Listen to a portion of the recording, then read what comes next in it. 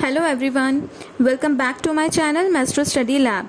Friends, मैंने मेरी last video में philosophical and sociological perspectives of education की second unit education and philosophy के कुछ नोट्स शेयर किए थे, जिसका लिंक आपको डिस्क्रिप्शन बॉक्स में मिल जाएगा। आज हम इस यूनिट के आगे के टॉपिक्स डिस्कस करेंगे, so let's get started. Friends, अगर अभी तक आपने मेरे चैनल को सब्सक्राइब नहीं किया है then please subscribe my channel for more videos. अब हम बात करते हैं इस यूनिट के नेक्स्ट टॉपिक की, which is Sankhya philosophy. Sankhya philosophy को डुअलिस्टिक थ्योरी भी कहा जाता है एंड सांख्य फिलॉसफी को आप यहाँ पर देख सकते हैं कि 2 पार्ट्स में डिवाइड किया गया है, प्रकृति एंड पुरुष। बेसिकली सांख्य फिलॉसफी के अंडर 9 एलिमेंट्स आते हैं, बट जो मेन 2 एलिमेंट्स हैं वो है प्रकृति एंड पुरुष। प्रकृति को हम बोलते हैं लाइक मैटर, नेचर एंड गुण, सो वो होती है प्रकृति। एंड पुरुष के अंडर जब हम बात करते हैं तो हम बोलते हैं कॉन्शियसनेस। कॉन्शियसनेस मीन्स चेतना। गुण, हमारे 3 तरह के गुण होते हैं प्रकृति के अंडर, सतगुण, राजगुण एंड तमगुण। एंड जो बाकी के एलिमेंट्स हैं वो हैं mind, intellect, ego, 5 senses, 5 Karma senses, 5 body volumes and 5 elements. So basically जो सांख्य फिलॉसफी है वो इन 9 एलिमेंट्स पर बात करती है, बट जो 2 मेन एलिमेंट्स है सांख्य फिलॉसफी के वो है प्रकृति एंड पुरुष। अब नीचे आपको यहाँ पर एक्सप्लेनेशन दिया हुआ है सांख्य फिलॉसफी का, that Samkhya is one of the branches of shat darshan of Indian philosophy. तो षट दर्शन भी हमारे 6 होते हैं, जिसके बारे में हम आगे पढ़ेंगे।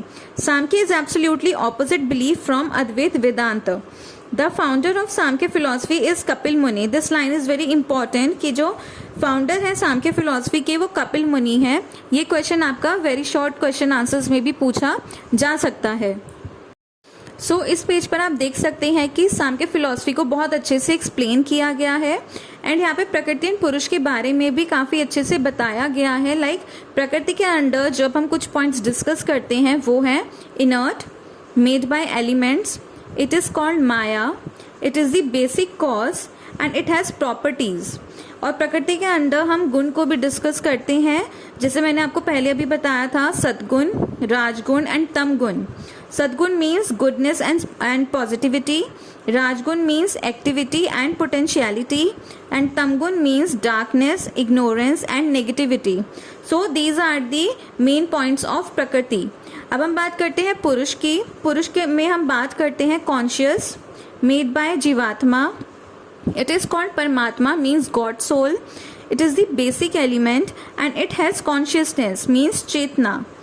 Prakriti and Purush are inactive when separated, but when properties are mixed with consciousness then the universe is born.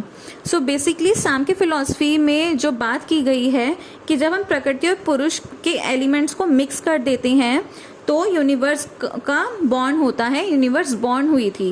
But जब हम इन्हें अलग कर देते हैं तो प्रकृति एंड पुरुष जो है वो इनएक्टिव हो जाते हैं, बट जब हम इन्हें मिक्स कर देते हैं, इनके एलिमेंट्स को मिक्स कर देते हैं, तब हमारा यूनिवर्स की उत्पत्ति होती है। The basic 25 elements of Samkhya philosophy are purusha, consciousness, matter, prakriti, mind, intellect, ego, 5 senses, 5 karma senses means legs, hands, urine senses, mouth, stool senses, 5 body volumes like word, touch, form, extract and smell, and 5 elements like earth, water, fire, air and sky. So these are the 25 elements of Samkhya philosophy. इस page पर भी Samkhya philosophy का explanation given है। According to Samkhya philosophy, happiness is the gift of sorrow and man is bound in ignorance. Ignorance can be eliminated only by knowledge. Samkhya is strongly dualistic. The philosophy regards the universe as consisting of 2 realities, प्रकृति and पुरुष. So सांख्य philosophy में प्रकृति and पुरुष पर ही focus किया जाता है। Samkhya philosophy ये मानती है कि जो प्रकृति एंड पुरुष है, इन्हीं दोनों एलिमेंट से मिलकर यूनिवर्स का जन्म हुआ है। यहाँ पर सांख्य फिलॉसफी को बहुत अच्छे से एक्सप्लेन किया गया है। अगर आप इसको अच्छे से 1 या 2 बार रीड कर लेंगे तो आपको बहुत अच्छे से सांख्य फिलॉसफी समझ में आ जाएगी। फ्रेंड्स, मैंने अपनी लास्ट वीडियो में आपको बताया था कि हम जब भी किसी फिलॉसफी के बारे में बात करते हैं तो हमें उसकी मेटाफिजिक्स, एपिस्टेमोलॉजी एंड एक्सियोलॉजी भी बतानी होती है। तो सांख्य फिलॉसफी की जो एपिस्टेमोलॉजी है वो 3 प्रमाण को एक्सेप्ट करती है: perception, inference and testimony of reliable sources. Metaphysics is dualistic theory, epistemology is dualistic theory, means यथार्थवादी सिद्धांत, and axiology is to get rid of 3 sorrows which are somatic sorrow, physical sorrow and spiritual sorrow. This state can be obtained by the realization of ultimate truth. तो सांख्य philosophy के जो 3 subject matters हैं, metaphysics, epistemology and axiology, इन तीनों को हम detail में आगे पढ़ेंगे। इस पेज पर हम एक डेफिनेशन की बात कर रहे हैं जिसमें बताया गया है कि जो यूनिवर्स है वो प्रकृति एंड पुरुष के ब्लेंड से कंस्ट्रक्ट हुई है। It doesn't accept the independent existence of God and accept the soul as purusha. ये मानती है कि सिर्फ गॉड ने ही यूनिवर्स की संरचना नहीं की और मानती है कि जो सोल है वो पुरुष है। It lays down that the final goal of human life is emancipation, which can be realized through wisdom, knowledge and yoga. Sankhya philosophy में ये बिलीव किया जाता है कि जो ह्यूमन लाइफ का फाइनल गोल है वो है इमेंसिपेशन, मीन्स मुक्ति प्राप्त करना, जो किसके थ्रू की जा सकती है? विजडम, नॉलेज एंड योगा के थ्रू। अब हम नीचे देखेंगे fundamental elements of Samkhya philosophy. आपको ध्यान रखना है कि आप जब भी किसी फिलॉसफी को एक्सप्लेन करेंगे तो आपको उसके फंडामेंटल एलिमेंट्स भी ज़रूर मेंशन करने होंगे। इसमें भी बेसिकली यही सब बताया हुआ है कि जो यूनिवर्स है वो प्रकृति एंड पुरुष से मिलकर बनी है। Prakriti and Purusha are both basic elements. Purusha has independent existence. Man is the sum of Prakriti and Purusha. The concrete body of man is matter, means Prakriti, and the conscious inherent is Purusha. Samkhya accepts human life as purposeful. The ultimate goal of human life is emancipation. Wisdom is essential for emancipation. Yoga is essential for wisdom. And moral conduct is essential for a follower of yoga. तो basically fundamental elements में हम बात करते हैं कि जो भी हमने अभी ऊपर डेफिनेशन में पढ़ा वही हमारे फंडामेंटल एलिमेंट्स भी हैं जिसको आपको डिफरेंट पॉइंट्स में एक्सप्लेन करना होता है। Now our next topic in Sankhya philosophy is Sankhya philosophy and education. वैसे तो कहीं पर भी सांख्य फिलॉसफी में एजुकेशन के बारे में प्रॉपर डिस्कशन नहीं किया गया है, बट स्टिल अगर आपको सांख्य फिलॉसफी को एजुकेशन के साथ रिलेट करना है तो आप जो मेटाफिजिक्स है सांख्य फिलॉसफी की, आप उसके through final aim of education के बारे में जान सकते हैं एंड आप उसकी एपिस्टेमोलॉजी से educational curriculum and methods of teaching को जान सकते हैं एंड उसकी एक्सियोलॉजी के थ्रू आप general aims, curriculum, discipline and relationship between pupil teacher के बारे में पता लगा सकते हैं। Now our next topic is aims of Samkhya education, कि सांख्य एजुकेशन का क्या एम है। First is ultimate aim. Ultimate aim का मतलब होता है मेन पॉइंट या मेन जड़, की सांख्य फिलॉसफी का मेन मोटिव क्या है, मीन्स जहाँ से सब डेवलप हुआ और जहाँ पर सब कुछ वापस जाना है। So this is called ultimate aim, to get rid of sorrow and find emancipation. जो मेन एम है, अल्टीमेट एम है सांख्य एजुकेशन का, वो है सॉरो से मुक्ति पाना एंड मुक्ति को प्राप्त करना, मीन्स मोक्ष को प्राप्त करना। Next is helping aim. Helping aim के अंडर आपके कुछ पॉइंट्स आते हैं, like physical development means action senses, mental development means मानसिक विचार, emotional development, intellectual development means बुद्धि का विकास और control senses, and moral development means सत्य बोलो, चोरी ना करो etcetera, means good habits. So these are the aims of Samkhya education. Next topic is curriculum of Samkhya education. The curriculum is the means of realizing aims, जिसके under first point है curriculum for physical development, जिसमें बताया गया है कि बच्चों की physical abilities को इम्प्रूव करने के लिए उन्हें बाहर जाकर खेलने की अपॉर्चुनिटीज़ देनी चाहिए, क्योंकि जब बच्चा बाहर खेलने जाता है, फ्रेश एयर में जब बच्चा खेलता है तो वो ज़्यादा से ज़्यादा फिजिकली एक्टिव रहता है, जिससे उसका फिजिकल डेवलपमेंट बहुत अच्छे से होता है. Second is curriculum for mental development, means mind, intellect and ego. इन तीनों को डेवलप करने के लिए बच्चों के करिकुलम में कुछ ऐसे सब्जेक्ट्स होने चाहिए like language, literature, social science and mathematics. So इन्हीं सभी सब्जेक्ट को जब हम करिकुलम में इंक्लूड करेंगे तो जो बच्चों का मेंटल डेवलपमेंट है वो बहुत अच्छे से होगा. Third is curriculum for emotion development, जिसमें बताया गया है कि जो बच्चों की एडोलेसेंस की एज होती है उसको ध्यान में रखते हुए बच्चों के करिकुलम में ऐसे सब्जेक्ट को इंक्लूड करना चाहिए जिससे जो उनकी एब्स्ट्रैक्ट थिंकिंग है वो इम्प्रूव हो एंड वो किसी भी एक्टिविटी को करने के लिए ज़्यादा से ज़्यादा फोकस्ड रह सकें। उसके लिए जो एनालिटिकल सब्जेक्ट है लाइक ज्योमेट्री, उसको करिकुलम में इंक्लूड करना ज़रूरी है। Fourth is curriculum for intellectual development. इसमें बताया गया है कि जो बच्चों after infancy, childhood and adolescence, the youth stage should be imparted education in religion, philosophy, logic etcetera. Therefore provide them special study according to their abilities, capabilities and interest such as astrology and physiology. जो बच्चों की youth stage होती है उसमें उनके interest को ध्यान में रखते हुए उनके लिए सब्जेक्ट्स करिकुलम में इंक्लूड करने चाहिए। वो एस्ट्रोलॉजी से रिलेटेड भी हो सकते हैं, वो फिजियोलॉजी से रिलेटेड भी हो सकते हैं, जिससे कि जो उनकी एबिलिटीज़ हैं वो और ज़्यादा इम्प्रूव होकर बाहर आ सकें। And last point is curriculum for moral development. इसमें बताया गया है that according to Samkhya, man learns throughout his life and continues unless he realises the distinction between prakriti and purusha. Samkhya philosophy में बताया गया है कि जो मनुष्य है वो जिंदगी भर कुछ ना कुछ सीखता रहता है। एक योगा एजुकेशन एक ऐसी एजुकेशन है जिससे वो एक्चुअली उसको अपनी सोल का पता चलता है कि सोल क्या है, या एक्चुअल फॉर्म उसको पता चलती है सोल के बारे में और वो उसको एक्सपीरियंस करता है। Yoga education should be mandatory for Sankhya education. Means अपनी सोल को पाने के लिए योगा एजुकेशन एक ऐसी एजुकेशन है जो कि सांख्य फिलॉसफी में बताया गया है कि इंसान की मोरल डेवलपमेंट के लिए उसके करिकुलम में इंक्लूड करना बहुत ज़रूरी है। Next topic is methods of Samkhya teaching, कि सांख्य टीचिंग के जो मेथड्स हैं वो कौन कौन से हैं। According to Samkhya, knowledge is produced through the properties of a particular object.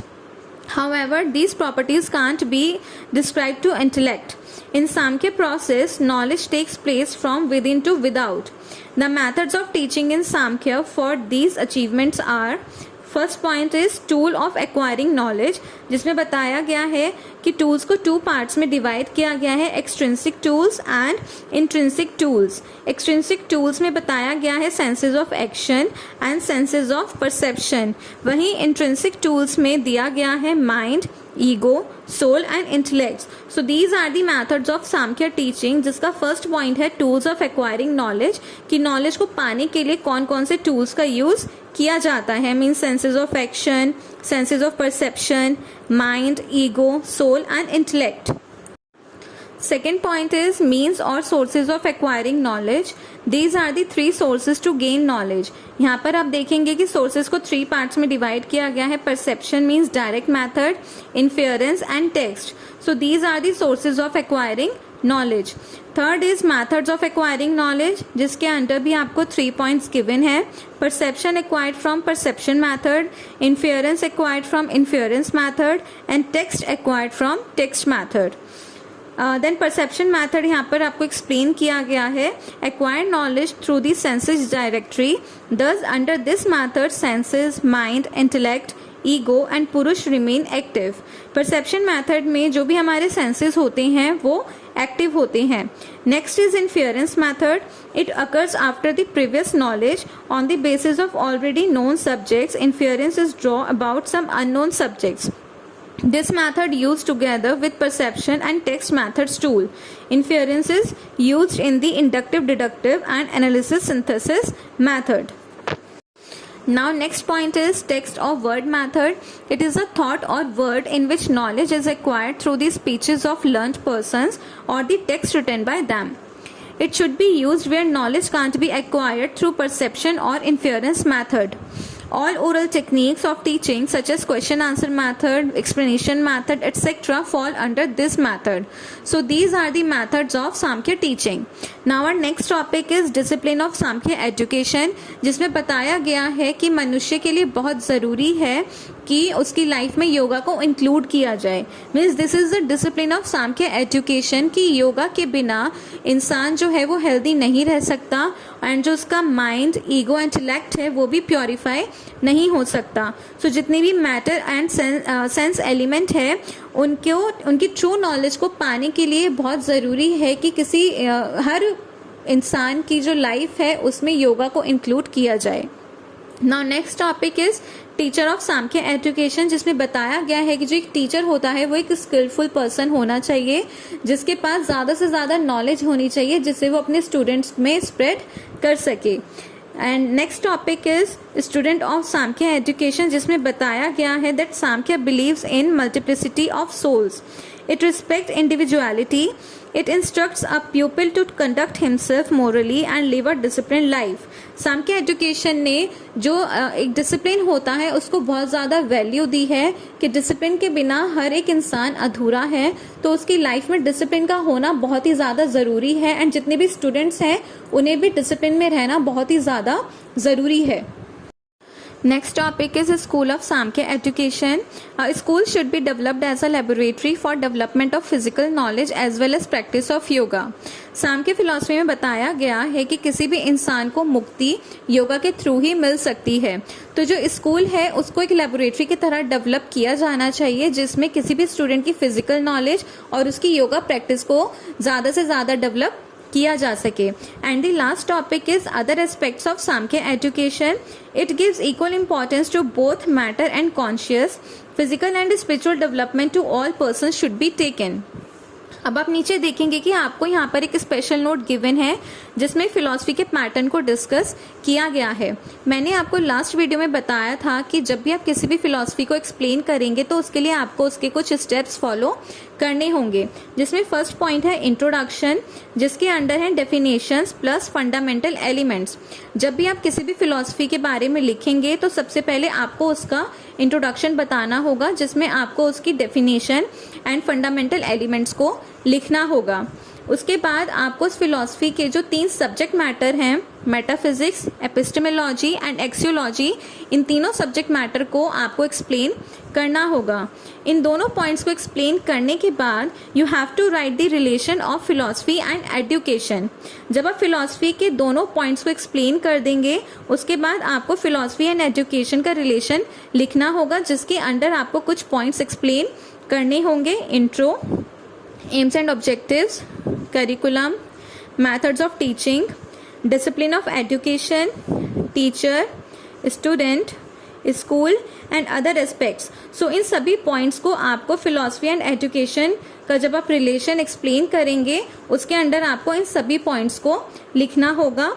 And for each philosophy pattern must be same. आपको ध्यान रखना है कि चाहे कोई भी फिलॉसफी हो, चाहे आप किस भी फिलॉसफी के बारे में लिख रहे हैं, उन सभी का पैटर्न हमेशा सेम रहेगा एंड इन पॉइंट्स को आपको बिल्कुल भी आगे पीछे नहीं करना है। जिस फॉर्म में, जिस पैटर्न में ये गिवन है, आपको सेम पैटर्न हर फिलॉसफी के लिए यूज़ करना है। तो आज की वीडियो में हमने सांख्य फिलॉसफी के बारे में पढ़ा और हमने समझा कि फिलॉसफी को लिखने के लिए कौन सा पैटर्न यूज़ किया जाता है। अगर आपको इस फिलॉसफी से रिलेटेड कोई भी कंफ्यूजन है या आपको कोई भी क्वेरी है या आप मुझे कुछ सजेशन देना चाहते हैं तो आप मुझे कमेंट बॉक्स में बता सकते हैं। नेक्स्ट वीडियो में हम डिस्कस करेंगे that what is yoga philosophy. Friends, अगर आपको आज की मेरी ये वीडियो पसंद आई है then please subscribe my channel for more knowledgeable videos. Thank you very much, have a good day.